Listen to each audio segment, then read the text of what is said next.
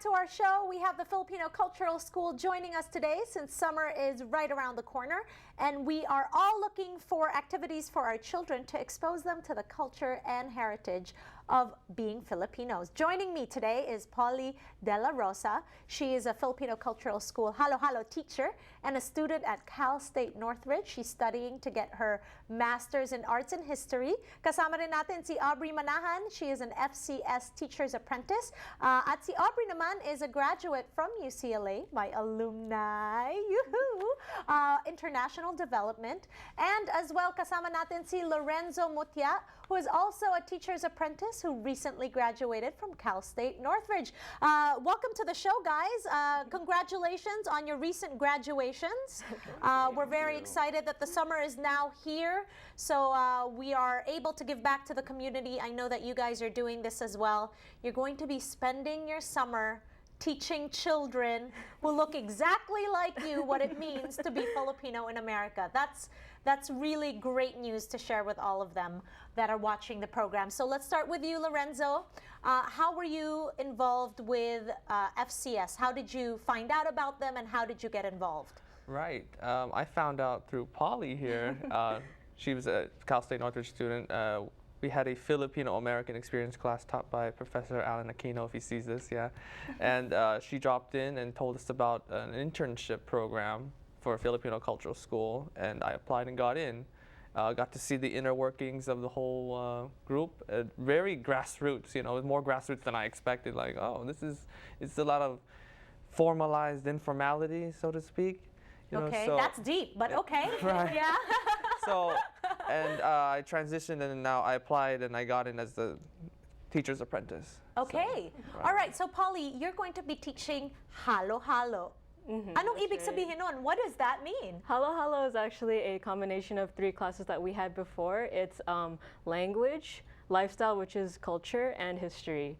And we decided this year to start teaching them as one class because that kind of helps contextualize everything. Instead of learning just vocabulary and dates, now you're learning like what they actually mean in context. Like, what does this word mean in Tagalog, and why do we use it? What does this date or what does this person mean? And why are we studying them? Okay. And who helps you with the curriculum? There's curriculum committee, which is headed by Neil Apostle, who is our curriculum coordinator. And we have our own committee. I'm also part of that committee. And we basically see what we need to teach our students and how we go about it. Okay. Instead of just treating them as, here are some facts, and just throwing these facts out at them, we want them to make it relevant to their own experiences. Exactly. You know? Okay. As a Filipino mother who has children, it really is so important to me that my children grow up understanding that being Filipino in America is not just pancit and adobo and wearing the gear like I do. It goes beyond that, you know, but unless you really involve the children in what that means, they will never know.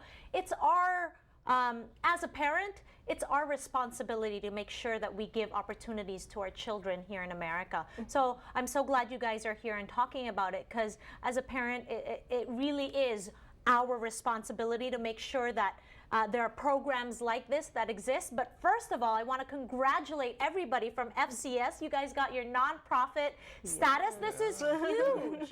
This is huge because for all these years, like you mentioned, Lorenzo, totally grassroots, just organizing amongst yourself.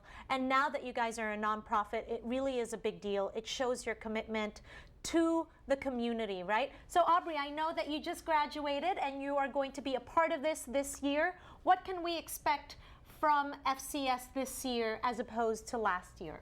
Well, so I think Polly had mentioned the changes on making it, you know, instead of 3 separate classes into 1.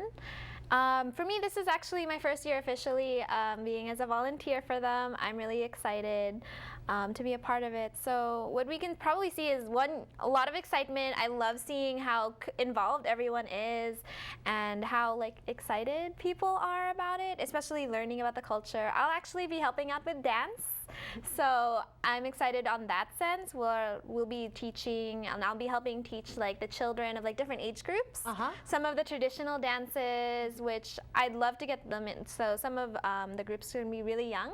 Okay. which I love because it wasn't until I went to UCLA that I ever even got a chance to see like the traditional dances. That's right. And we want to start them out young.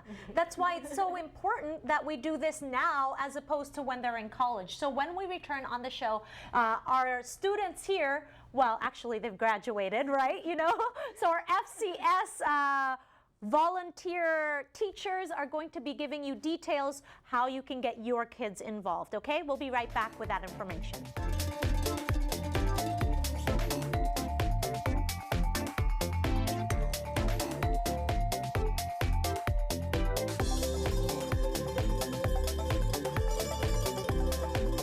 Mga kababayan, kada buwan naghahanap kami ng kababayan na pwedeng magkwento ng kanilang karanasan sa aming programang Kababayan Today.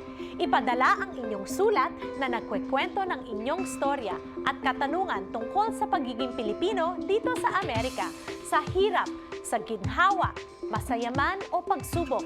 Makikinig kami sa kwento nyo. Sulatan kami and title it, Kwento Ko, sa Kababayan Today at 1990 South Bundy Drive, Suite 850, Los Angeles, California, or mag-email sa kababayan@la18.tv.